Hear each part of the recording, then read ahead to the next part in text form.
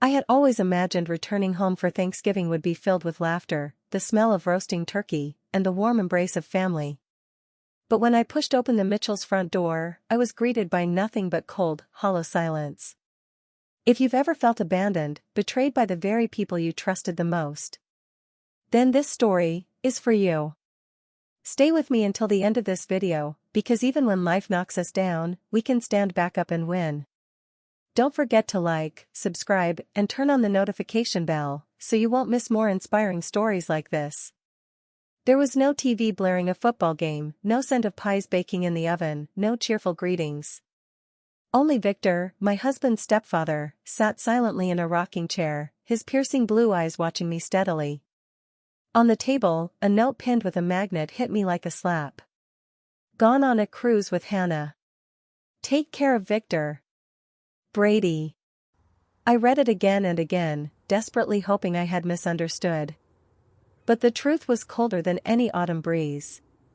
My husband, the man I loved and trusted, had abandoned me to look after his stepfather while he sailed away with another woman. My hands trembling, I pulled out my phone, dialing Brady.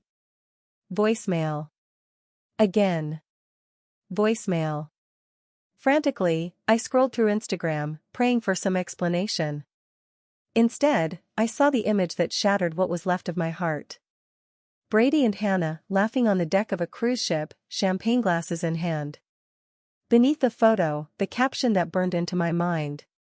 Caribbean getaway with family, #new beginnings. Family? I clenched the phone so tightly it hurt. I hadn't just been abandoned. I had been replaced. I sank onto a chair, feeling as hollow as the empty house around me. Victor watched quietly from his rocking chair, his gaze too sharp to escape. You see it now, he rasped. They left you, just like they left me a long time ago. I gripped the note, humiliation and fury boiling under my skin. I had loved. Sacrificed. Trusted. Only to become the unpaid caretaker for a family where love had become nothing more than an empty word. Why? I choked out, tears brimming in my eyes. Victor shook his head, rising slowly with the help of his cane. They don't see us as people anymore, sweetheart. Just burdens. Debts to be handled. He handed me a glass of water, his hand trembling slightly, but his eyes still fiercely alive. But I'm not a fool, Victor said. I've been preparing. I stared at him, torn between suspicion and a flicker of hope. Preparing for what? Victor gestured for me to follow him into what used to be his study, a room Elaine had converted into a so-called meditation space, now little more than storage. He knelt with effort, pulling up a thin rug to reveal a loose floorboard. With a tap of his cane, it popped free, revealing an old metal box. Inside were things I never expected. Detailed bank statements. Unfilled prescriptions. Printed emails showing Elaine instructing doctors to delay medications because they were too expensive. Handwritten notes listing incidents of neglect. Victor spread the evidence across the desk, his eyes testing me. I've been collecting this for over a year. Now, I need your help, if you're willing, to bring the truth into the light. I swallowed hard. My head was spinning. Part of me wanted to run, pretend none of this was real. But another part, the stronger part, clenched my fists and nodded. I'll help. Victor smiled, tired, but full of trust. We spent that evening plotting. With every document Victor handed me, the picture grew uglier, starker. Elaine had withdrawn cash under the pretense of buying medication at least 17 times in the past 6 months. Brady had forged signatures to mortgage Victor's smaller properties illegally. Melissa, the younger daughter, had turned a blind eye, content to accept her cut of the vacation plan. The ugliest parts were the stories Victor told. The afternoon he collapsed in the backyard and lay there for an hour while Brady ignored his calls for help to play video games. The way Victor had been forced to cut his pain medication doses in half to save money for the family. The casual conversations overheard about dividing up the inheritance before he even passed.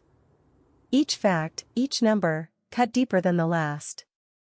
When I opened a slim file folder, Victor gently touched my hand. "You might want to brace yourself," he said. It was the bank statement. 3 days before I arrived, Brady had withdrawn nearly $5,200. The entire savings account we'd been building for 3 years, the future house fund. Now squandered on cocktails and sunsets with Hannah. I closed my eyes, breathing hard, willing myself not to explode with rage. "You deserve so much better," Victor murmured. "You've shown me more kindness in one day than they have in years." I opened my eyes and stared at him, steady. "We'll make them see," I said, my voice cold and certain. "They abandoned us. Now it's their turn to pay." We got to work that night. I photographed every document, every prescription, every email. I built folders, labeled evidence, indexed files. Victor, despite his frailty, directed like a general. We filmed his detailed testimonies. Created a medical log showing his rapid decline during the family's absence. Compiled a list of witnesses, neighbors, hospice nurses, old friends, anyone who could corroborate Victor's neglect. We mapped out the confrontation. I would wear black and announce Victor's death upon their return. Evidence would be laid out for them to see. Patricia, Victor's lawyer, would arrive to read the new will. A video recording of Victor's final statement would be played. Every move was calculated. Every detail planned like a chess match. "How do you think they'll react?" I asked, once we finalized the last pieces. Victor gave a faint, wry smile. "Anger. Denial. Then panic," he said. "Because for once, they won't be able to control the narrative." I looked at Victor, this man I had once viewed as a burden, and now saw him clearly. A symbol of quiet defiance, of dignity refusing to be erased. We shook hands, an unspoken oath. We were ready. I woke up in the middle of the night to a strange sound, Victor's coughing, ragged and desperate, from the next room. My heart clenched. I rushed to his side, finding him struggling to sit up, his face pale and damp with sweat. Our eyes met, and in his, I saw the urgency, the final spark of life burning bright. "It's time," Victor whispered hoarsely. "We have to finish this, before I can't anymore." I gently helped him lie back, wiping his forehead with a damp cloth. "Don't push yourself," I pleaded. "We still have time." But even as I said it, I knew it was a lie. The bluish tint around his lips, the labored breaths, Victor's body was surrendering faster than either of us wanted to admit. The next morning, I called Patricia. Within the hour, she arrived, sharp, focused, accompanied by Thomas, the notary. "We have to finalize everything today," Patricia said quietly, surveying Victor's condition. Victor sat up as best he could, his body frail, yet his hand steady as he signed each document. He formally transferred all assets to me as the sole beneficiary.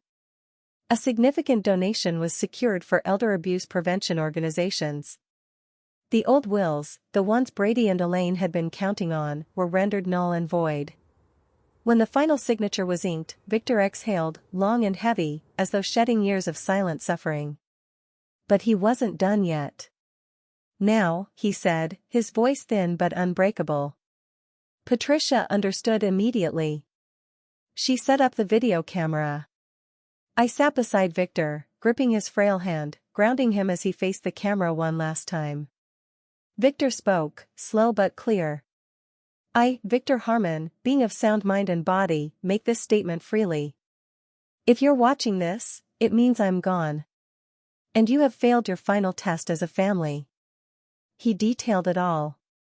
The afternoon he collapsed in the yard while Brady ignored his cries for help.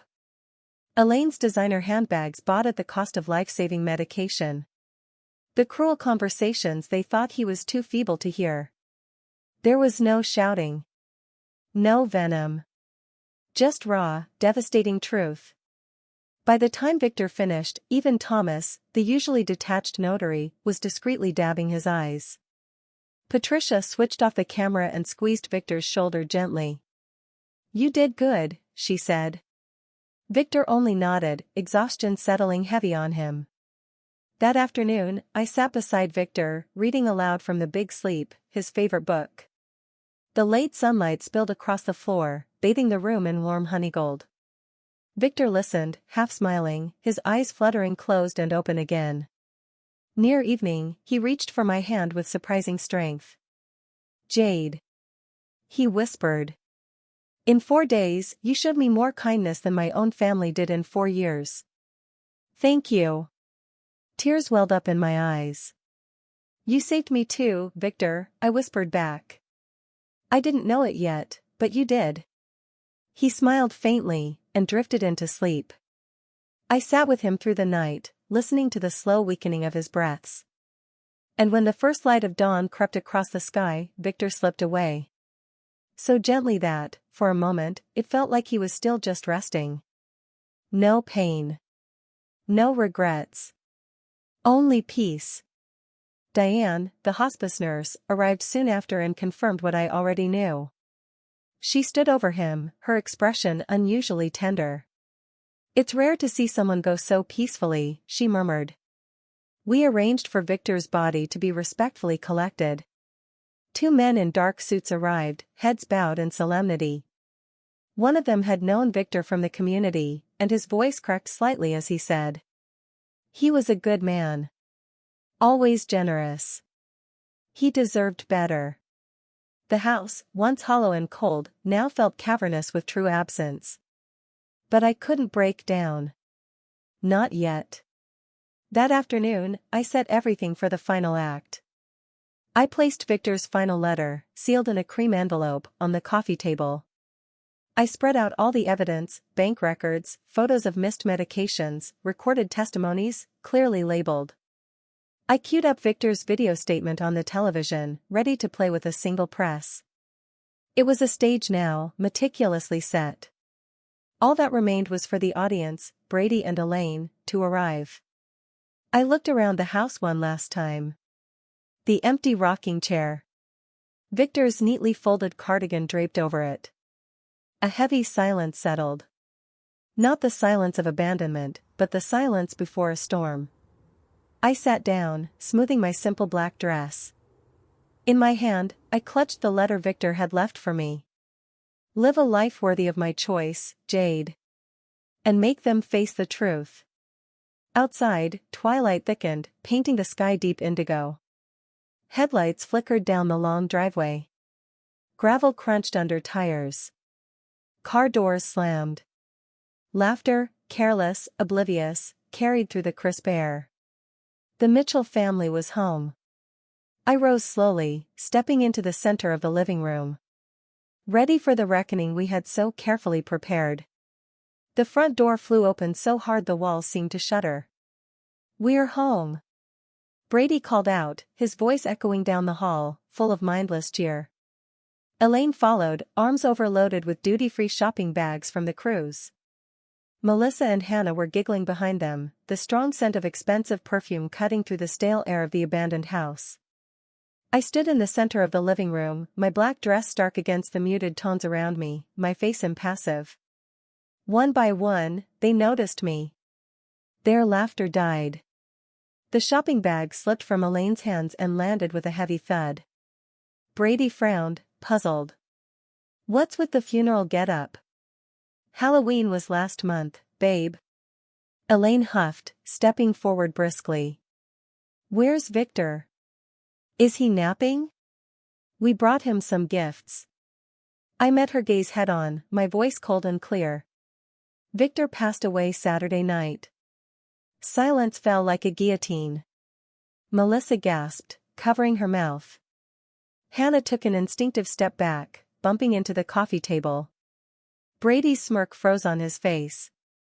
Elaine was the first to recover, or at least to try. "You're joking," she barked. "Why the hell didn't you call us? We would have come back."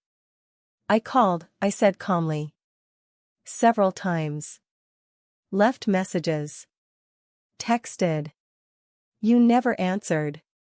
Without breaking eye contact, I picked up the remote and clicked the TV on. The screen lit up with a still shot of Victor, pale, frail, gasping for air as he lay in his bed, timestamped the day after they left. The footage played for a few seconds. Victor's labored breathing filled the room, undeniable and gut-wrenching. Melissa burst into tears. I remember Jade texting. I told Brady, he said it wasn't serious. Elaine rounded on Brady, her eyes blazing. You said it was just the flu. You said there was nothing to worry about. Brady, red-faced and flustered, snapped back, how was I supposed to know? I'm not a damn doctor. I stepped forward, placing a sealed cream envelope on the coffee table. Victor left something for you. Elaine snatched it up and tore it open with shaking hands. She pulled out the letter and began to read aloud, her voice growing weaker with every line. To those I once called family. If you are reading this, it means I am gone. And once again, you were not there. He spoke of lonely holidays. Of silent birthdays. Of being treated not as a loved one, but as a burden to be managed. By the end, Elaine's hands were trembling so badly the letter slipped from her fingers. And that's not all, I said. I opened the first evidence folder, highlighted bank statements showing repeated unauthorized withdrawals. I opened another, photographs of full pill bottles that should have been used, untouched while Victor suffered. I pressed another button on the remote. The TV switched to Victor's final testimony. His calm, brutal account of everything they had done, and worse, everything they had failed to do. Elaine's face went bloodless. Brady's fists clenched and unclenched at his sides. This is bullshit. Brady exploded. She's manipulating you all, she tricked Dad when he was too sick to know better. Go ahead, I said softly. Take me to court.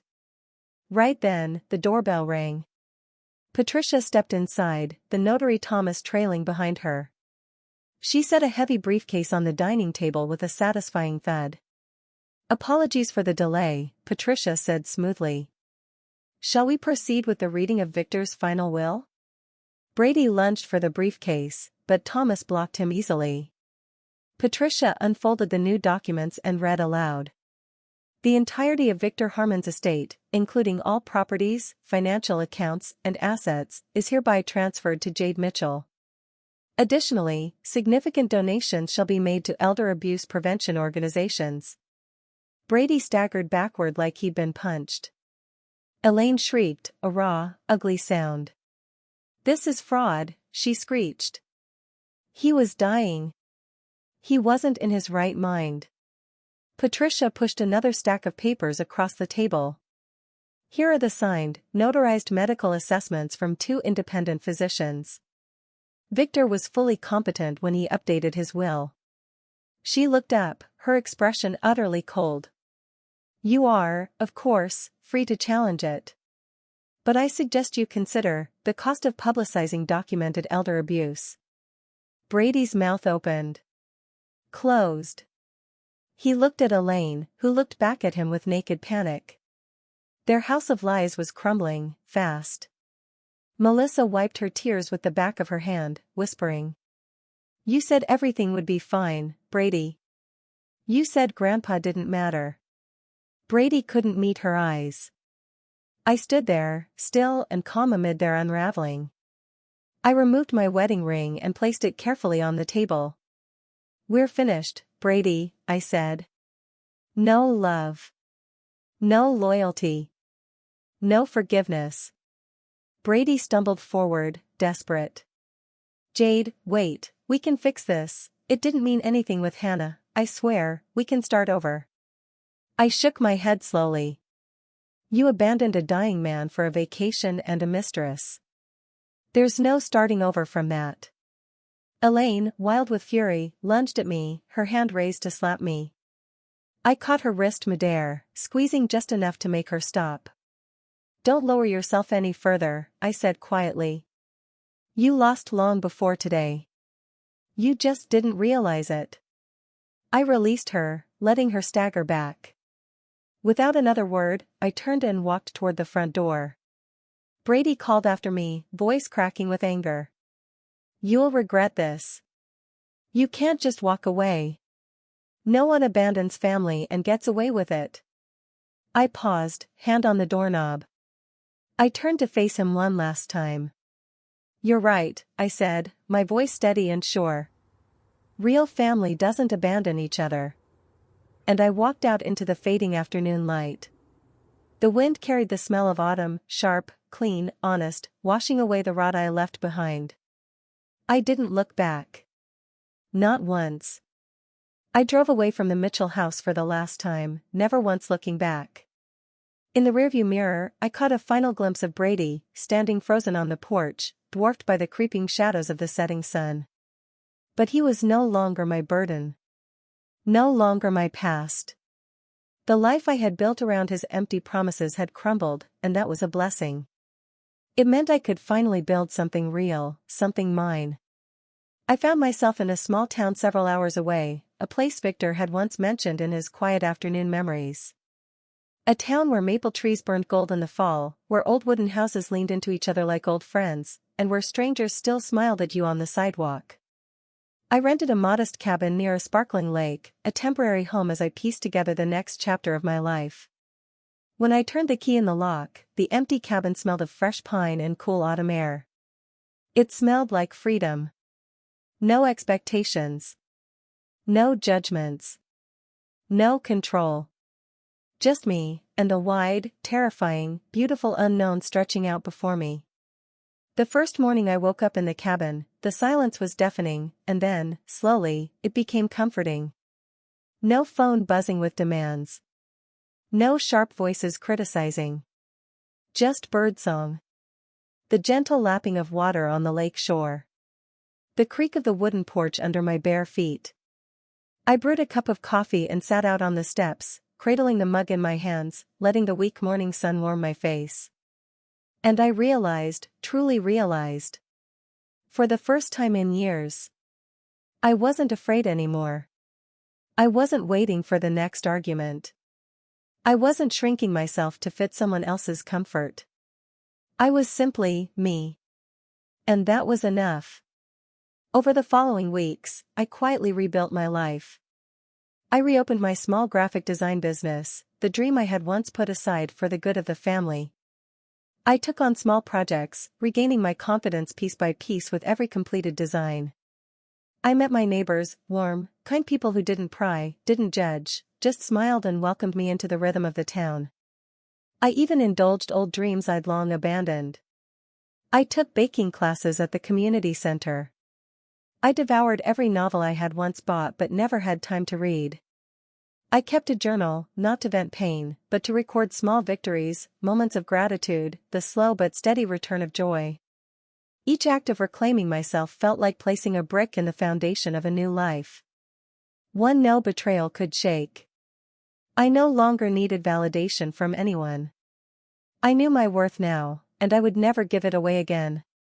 One rainy afternoon, as I was sorting through a box of Victor's final paperwork, I found a cream-colored envelope tucked among the files. It was addressed simply, "For Jade." Hands trembling slightly, I opened it. Inside was a single sheet of paper, written in Victor's shaky but unmistakable handwriting. Use this gift to build the life you deserve.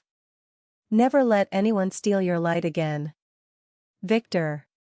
Tears blurred my vision, not from grief, but from overwhelming gratitude. Victor, the man fate had thrown into my life at the exact right moment. Had given me more than financial security. He had given me the reminder that I was worth fighting for. He had given me the freedom to fight for myself. Weeks later, I packed up the little rental cabin and drove north to Vermont. To the small summer cabin Victor had secretly left me. The road wound through forests ablaze with autumn fire, the mountains folding and unfolding around every bend. It felt like the earth itself was welcoming me home. Victor's cabin was simple but beautiful, perched near a clear, bubbling stream, surrounded by towering pines. When I unlocked the door and stepped inside, I didn't feel ghosts of the past. I felt possibilities. This wasn't an ending. It was a beginning. I stood on the porch, listening to the wind rustling the trees, the water rushing over stones, the heartbeat of a life waiting to be lived. And I promised myself, this will be the place I start over. A blank page. A new story. No Brady. No Elaine. No chains. Only me, strong, whole, free. That evening, under a sky splattered with stars, I opened a brand new journal. I set pen to paper and wrote the first words of my new chapter. I am no longer someone who can be controlled. I am my own. From this day forward, I live for myself. I closed the journal, smiling. A real, deep smile that no one could take from me. The road ahead would not be easy. There would be challenges. Lonely nights. Hard choices. But I had something now that no betrayal could ever destroy. My freedom. My dignity. My unwavering belief in my own worth. Victor had found his peace. And finally, I had found mine too. Thank you for staying with me until the very end of this story. Sometimes, it takes being broken apart to finally rebuild yourself stronger. If you've ever been abandoned, betrayed, or made to feel like you weren't enough, I want you to remember. Your worth is not defined by how others treat you. Your strength is born the moment you choose yourself. If this story touched your heart, I'd love to hear your thoughts. Backhand index pointing right, tell me in the comments. Have you ever had to walk away from something, or someone, to finally find peace? Your story matters. Your voice matters. Don't forget to like, subscribe, and share this story with someone who might need to hear it today.